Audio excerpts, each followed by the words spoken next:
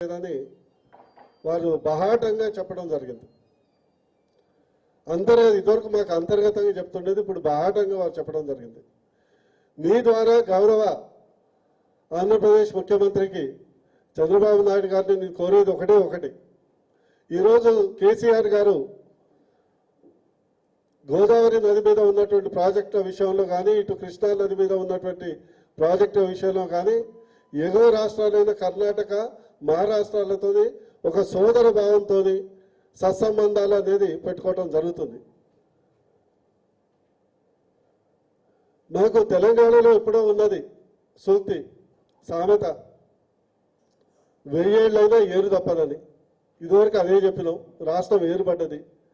ఇంకా చిన్న అంశాలను పట్టుకొని హైకోర్టుని విభజనకు మీరు సహకరించకుండా హైకోర్టుని ఇక్కడ ఉన్నటువంటి న్యాయవాదులకు కానీ, ఇక్కడ అవకాశాలు వచ్చే అవకాశం ఉన్న న్యాయ వ్యవస్థ అధిపతులుగా జడ్జెస్కి అవకాశం వచ్చే తెలంగాణ అడ్వకేట్స్ అవకాశం రాకుండా మీరు సహకరించకపోతే మీకే చెడ్డ పేరు వస్తుంది. అందుకొరకు నేను బహిరంగంగా మీకు విజ్ఞప్తి చేస్తున్నాను. ఇది పెద్ద ఇక్కడ హైకోర్టు, కంబైన్డ్ హైకోర్టు ఉండటం వల్ల మీరు సాధించగలిగింది ఏం లేదు. ఒక రకంగా ఆంధ్రప్రదేశ్ ప్రజలు నష్టపోతారు.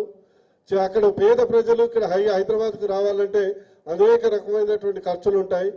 అక్కడ ఉండే న్యాయవాదులు కూడా వచ్చే అవకాశాలు సన్నగిల్లుతాయి. ఇకనైనా కూడా మీరు సహకరిస్తే ఏదైతే ఖచ్చితంగా 2 రాష్ట్రాల్లో 2 సపరేట్ హైకోర్టులు ఏర్పాటు చేసుకొని మంచి సోదర భావంతో ముందెళ్ళొచ్చని వారికి నేను బహిరంగంగా విజ్ఞప్తి చేయడం జరుగుతుంది. ఈరోజు ఒక లెటర్ కూడా మీకు సబ్మిట్ చేశాను. బహిరంగంగా గౌరవ ముఖ్యమంత్రి చంద్రబాబు నాయుడు గారికి రాయటం జరుగుతుంది.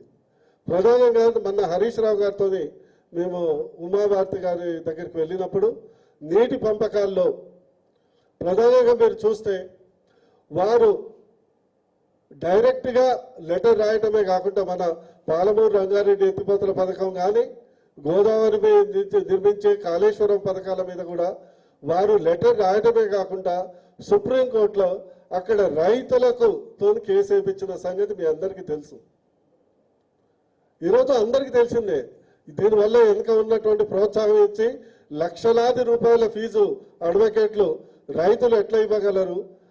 లక్షలాది కోట్ల రూపాయలు ఖరీదు చేసేటటువంటి అడ్వకేట్లకు అక్కడ రైతులను మీరు ముందుంచి వాళ్ళని ముందుపెట్టేసి మీరు తెలంగాణ రాష్ట్రానికి వచ్చే నీటిని పంపకాల్లో అడ్డుపడకూడదని మీకు విజ్ఞప్తి చేస్తున్నాం.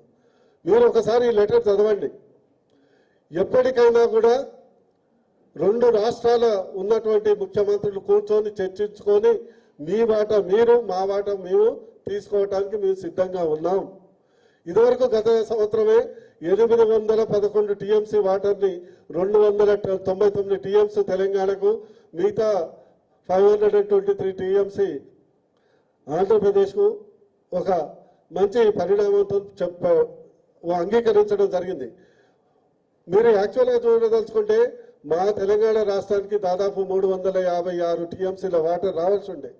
అయినా ఫైనల్గా బ్రిజేష్ కుమార్ ట్రిబ్యునల్ అంతిమ తీర్పు కొరకు 1-2 ఇయర్స్ అయినా ఆగేసి మనం ఎందుకు 2 రాష్ట్రాలు కీచురాడాలనే ఉద్దేశంతో గౌరవ ముఖ్యమంత్రి గారు ఆ రోజు గత సంవత్సరం అంగీకారం చెప్పడం జరిగింది.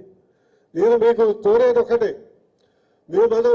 మనం సోదర భావం, ఒకటే భాష, ఒకటే మనం సోదరులం అని చెప్పుకుంటున్నాం. తెలుగు భాష ఒకటే, తెలుగు సంస్కృతి ఒకటే. ఏదో మరాఠీ మాట్లాడేటోళ్ళతోని లేకుంటే కన్నడ మాట్లాడేటోని మేము మంచి సంబంధాలు ఏర్పరచదలుచుకుంటున్నాం, చేసుకోగలుగుతున్నాం. మీరు ఎందుకు సహకరించట్లేదు?